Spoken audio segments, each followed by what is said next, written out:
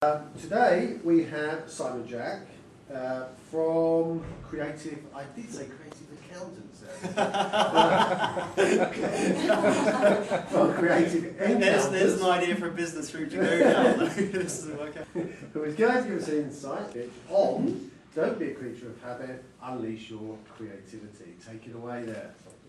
Thank you. Yeah, so what I'm going to do is I'm going to take us through 5 habits that we as working people might exhibit, which really don't help us think more creatively and perhaps stifle some of these thoughts that we could be having. Then I'm going to say what we can do about it. So I'm going to give some little tips and exercises to help us break free. But first, I want you all to grab a pen, and if you've got a business card or a napkin in front of you,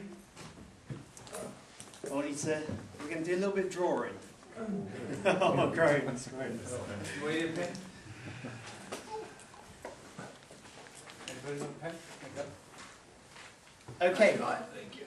I would like everyone to draw me a space monster. I'm not going to give you a long time. Yeah, so give me your best impression of what a space monster would look like to you. Well, whilst you're doing that, I'll continue the lecture. Basically, what creativity is being able to see things in a different way, seeing different perceptions, being able to see alternatives. What innovation is being able to apply those different ways into something which works commercially. So what we're really trying to do in life is always trying to be different, trying to get new ideas and trying to make them commercial to grow our businesses. Creativity is being artistic, being poetic, being able to draw. We'll see that in a minute, I'm sure. But we can actually improve our own creativity. It is a skill. People think creativity is this gift which you're born with and you can't improve, but you can. You can actually adopt quite simple habits, techniques in order to actually break free of your current thinking and actually help get new ideas. So I'm going to stop lecturing now, but I'd like to see your space monsters, please. Can you all hold up your space monsters and show them around? Mine's not very creative. Great. So we've got all sorts of heads, eyes. We've got limbs. we've got a coffee cup here from Christina, who's seen this before. So just catching me out there, but most of them, we've got some sort of structure that we're familiar with. So, for Martin, who's given nothing, which is actually fantastic, because we all know animals, objects that have eyes, they have limbs, and what we're doing is, this is something called structured imagination. So when we try and think of something new, we take elements that we're already familiar with. So, has anyone ever seen a space monster? Has anyone been abducted by aliens? Hands up. So no one's actually seen a space monster, but yet we can quite happily draw them because we take elements that we're quite familiar with already. This happens in our own lives. So we actually become victims of our first habit, which is routine. The more we do something, the more we become familiar with it, and less able we are to draw on other things in order to shape something new. Our information comes from what we already know, what we already know is structured, and what we all can actually draw upon. Our lives it's good to have a bit of structure. It's efficient. Think of the things we do every day, our morning routine, our drive to work, even making our evening meal.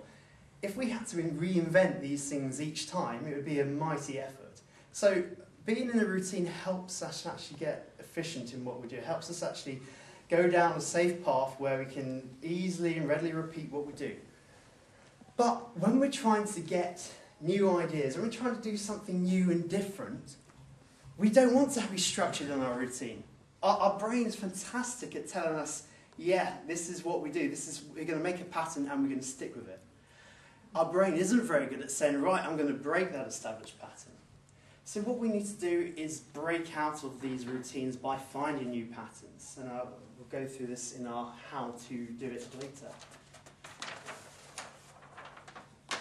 I've been thinking over over the weekend and this weekend, I've been creative in my design. I think I've come up with a great new design for a chair. I just wanted to use this opportunity to share it with you.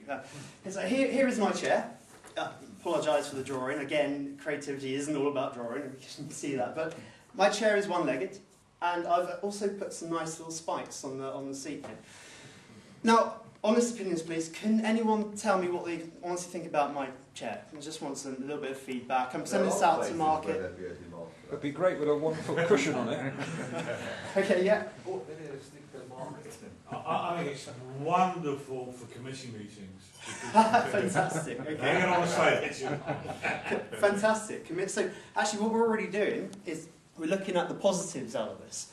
A lot of people say, oh, it's useless, so it would topple over, I can sit on that comfortably, but actually what we're doing is extracting the positives.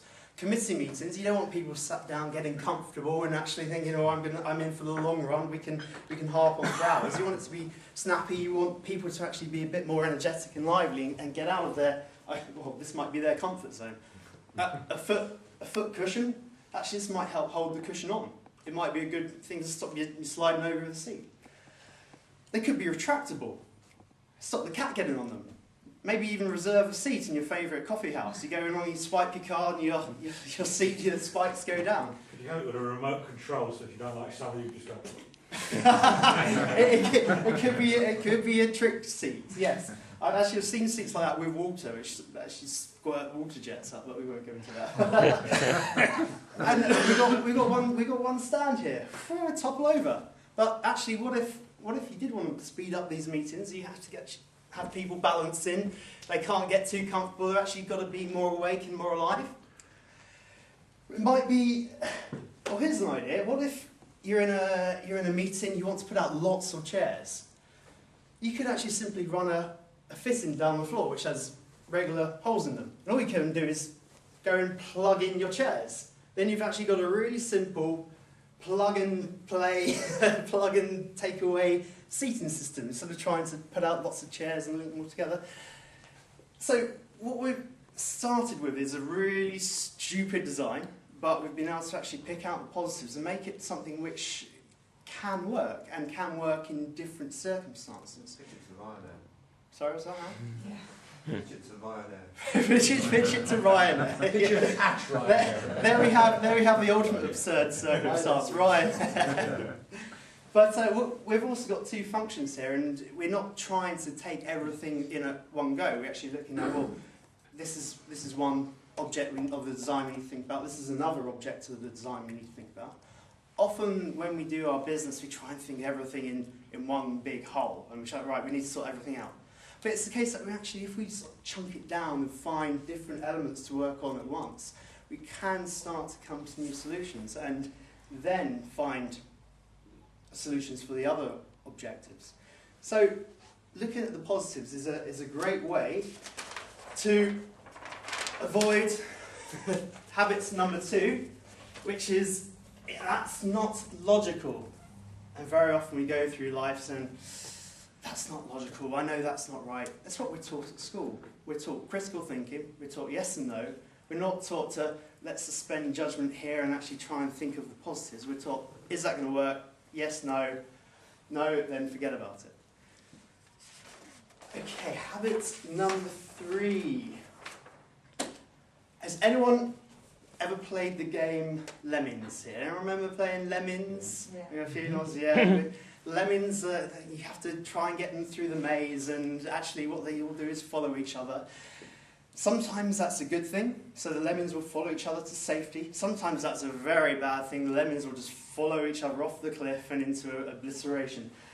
So social conformity has its good and bad side. The good side is that it keeps you from doing something which is embarrassing, something which is potentially very dangerous. And at work, that's quite a good thing. We don't want to put ourselves in an untoward position where we're compromising ourselves and making ourselves stick out on a limb. We want to really go along with the crowd. That can lead to something called groupthink.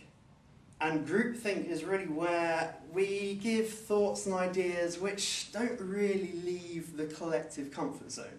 They're kind of safe, perhaps you might think that's what the boss would expect me to say, or I don't really want to actually go out on a limb here. I'm gonna stay in my safety zone, or we're probably going to work on the same thing here. We want our ideas to actually gel, and we want to get on. So that's what groupthink is, and that really can come about through tight social situations where you are trying to just get along with the group. Okay, I've got a little puzzle for you here. For those that have seen it before and you know who you are, I want everyone here to give me an idea of how I can connect these 9 dots with 3 straight lines. You can come up and draw if you want, or just doodle on your napkins. But anyone got any solutions? 3 straight lines connecting all of these dots.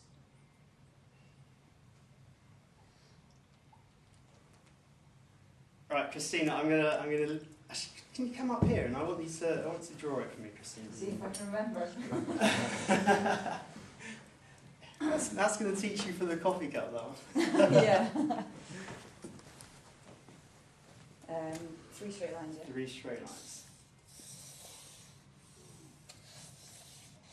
Straight-ish. Straight-ish, yeah. That was Thank you very much. So, what Christine has done What, me? is effectively, she's gone outside the box. In this situation, we are given, we make up rules for ourselves. So we think we've actually got to stick within the actual bounds of the box of dots. We might even think we have to go through the centre of the dots. So what Christina has done is break that assumption and gone right outside the boundary and able to actually then connect the dots with 3 lines. I'm going to go one step further. Can anyone tell me how you might connect all these dots with just 1 line? Yeah, sure. Really fat line. Really fat line. So just a big line which goes across them all. 1 big line, fantastic. Any other ideas? Sticking the dots in a line. Yeah. You said, okay, you Stick- said you can one s- line. You didn't say one straight line. I did say, well, yeah, fine. So, You got me one on that. line. Yeah, one line. Yeah. So if you 1 line, you could connect them. 1 straight line, you can do 1 big fat line. Yeah. Thank you. You actually you broke the assumption there. Well done. But you can tear them all up, stick them all in a straight line. You can actually fold the paper over. So we're going from 2 dimensions to 3 dimensions. And then all you do is you just do 1 line all the way around, and you connect all the dots. You might even be able to fold it over 3 times one way, 3 times the other way, and then just kind of stab a pen through it, and that would actually connect all the dots. So once we learn to start breaking our assumptions, it becomes slightly easier to think literally outside the box. Habit number 4. That was it. Follow the rules. We often have assumptions, or we follow what we're meant to think we're meant to be doing, or what people give us to do, but we actually don't think about really what can I do here, what can be broken, what can be changed. Habit 5. It's a biggie. If it ain't broke. How many times have you heard that saying? If it ain't broke, let's not fix it. It's quite common in business. What happens is we've got a certain way of doing things. Everything seems all right. We don't need to change that. However, if your competitors are actually rethinking the way they're doing things, if your competitors are changing the way they're doing things, then you actually might find that soon enough you're going to be redundant, or you're going to be doing something which is now behind the pack. I'll give you a little example of something which ain't broke in our culture. Everyone will be familiar with this. The QWERTY keyboard. Everyone knows the QWERTY keyboard, the letters spelled out the word QWERTY. Well, years ago, that would have spelled, in the old typewriters, that would have spelt Dvorak. And that's not me trying to speak Polish. That was what the old configuration of typewriters were. And what that meant was there was a easier typing configuration. So that some of the key letters that you press were in stronger finger positions in your sort of first and second fingers. But what happened is the typewriter technology was not good enough for the typists who were too quick. So it kept getting jammed, the ribbons kept getting jammed. So the brain boxes in the typewriter company said, right, let's think about this. We can't speed the typewriters up, we're limited by technology. So instead, why don't we slow the operators down? And they did that by rearranging the configuration of the keys. So making some of those vowels, some of those really common letters, actually on some of the weaker fingers. So they spread it out. So that's why we have a QWERTY keyboard, and that's never changed. So when typewriter technology got better, when we got word processing, we got keyboards, it's a relic. Right, so there are 5 habits. Now, what can we do about them? I'm not going to leave you with, well, this is what's wrong with us. Let's actually think about where we can go from here and how we can actually improve. First up is very simple. Always find the second right answer. When we're looking for solutions, we often will have a brainstorm, we'll get ideas, and I think, right, yeah, I got an answer. And if we come to that answer, it's usually our first answer, it's usually quite an obvious answer, and we'll go with it. We'll then say, yeah, we'll get excited about it, let's go ahead and implement. Again, your competitors, is that solution something which they can come up with? Well, if it's the most obvious thing to you, then it probably is quite obvious to them as well. If you look for another right answer, what you're doing is you're finding alternatives.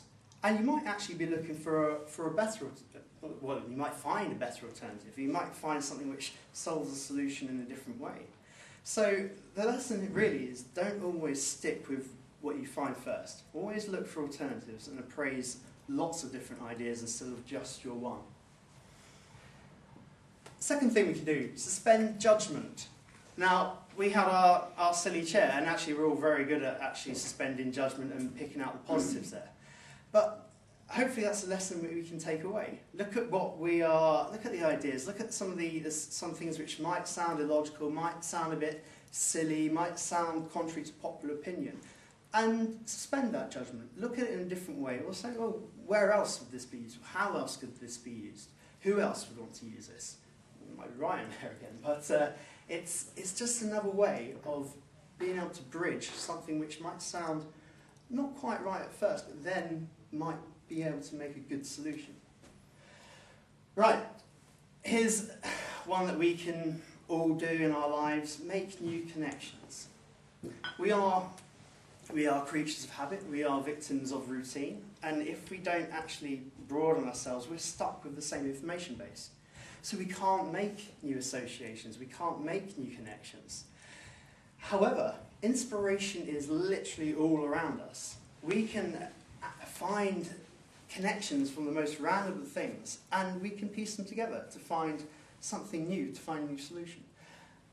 I've got a little something here. I wanted to try and see if we can connect a website and a snake. So I've got 2 random things, one relating to business, one an animal.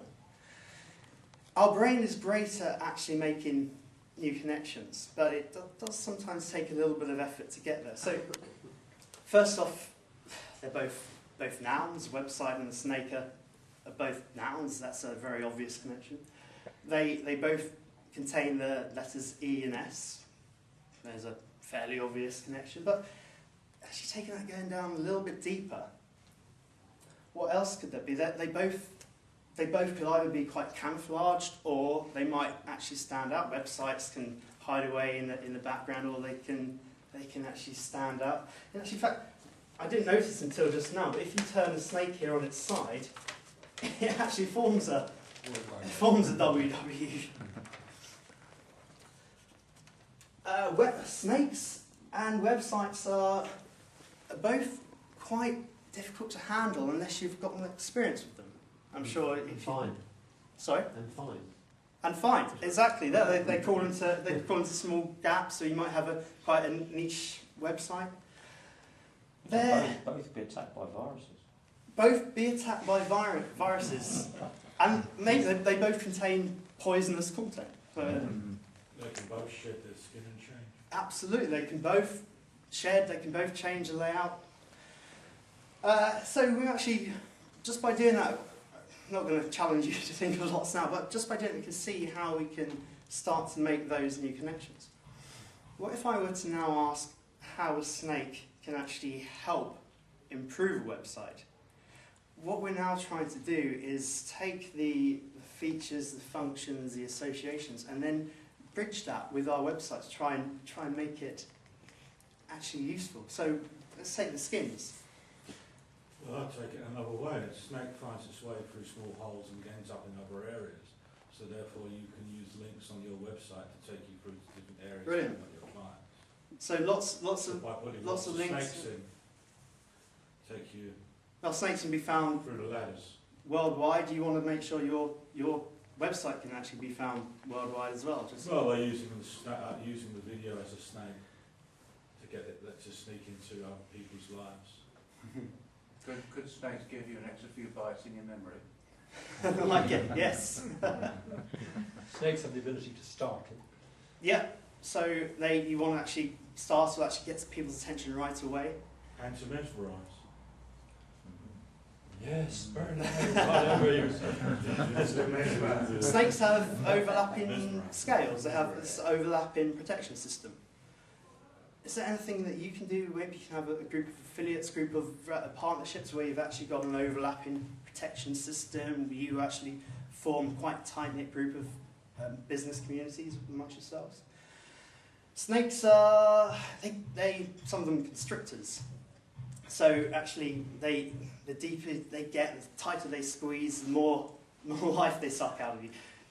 Are you giving away too much information on your website? Are you trying to squeeze too much into people's minds? Can you actually gradualize that? Can you actually start with just a little gentle squeeze, see if they then want to go and visit your service, or do you need to actually give them more detail? People like different amounts of detail.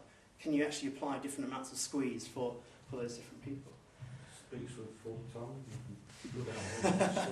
Some snakes can eat goats, can't they? So they contain a huge amount of content. Huge amount of content, brilliant, brilliant.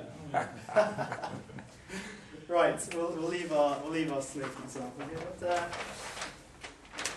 just a few more things that we can do to make ourselves break out of being a creature of habit. So, routines, rules, and assumptions. We've already, Chris. Okay. So we've already seen that we can break out of our dots are breaking those rules. Let's just question it. Let's every so often question: is what we're doing still valid? Periodically readdress your critical assumptions and ask: can this work in a different way? Explore multiple perceptions. Ask: where else? Who else would solve this problem? How would a child solve this problem? How would a politician solve this problem? How would a rock star? How would my space monster solve this problem? Re-express. This is a really easy thing to do. You've got a challenge. Just state it in as many different ways as you can. It's a bit like Chinese whispers. Something gets transmitted and it gets changed a little bit. Do this with your statement. So here's one. How can I make more money? It's something we all want to do, isn't it? So I'll just reframe this in a number of ways. How to be great at what I do. And that's something that Paul will be able to help you with. How to make others recognise me for what I do best. Christina, with the training and actually getting people together, she can help get you recognised. How to better demonstrate what I'm good at. Stephen there will make you a video and show the world what you're good at. How to get people to visit me in action. Well, that's got to be Sean. Go and see Sean in Thoroughly Modern Millie. One last quick comment before he finishes. Here's a picture of a dog. I want to make the point here. We have a creative state of mind, and we want to try and get into that creative state of mind. Now, Pavlov, does anyone know what Pavlov did? Can anyone explain quickly what Pavlov did with his dog? Stimulus response. Pavlov simulated a dog, he rang a bell, and he fed the dog. But he took the food away, kept ringing the bell, but the dog was so used to the association of the bell and the food, the dog would salivate.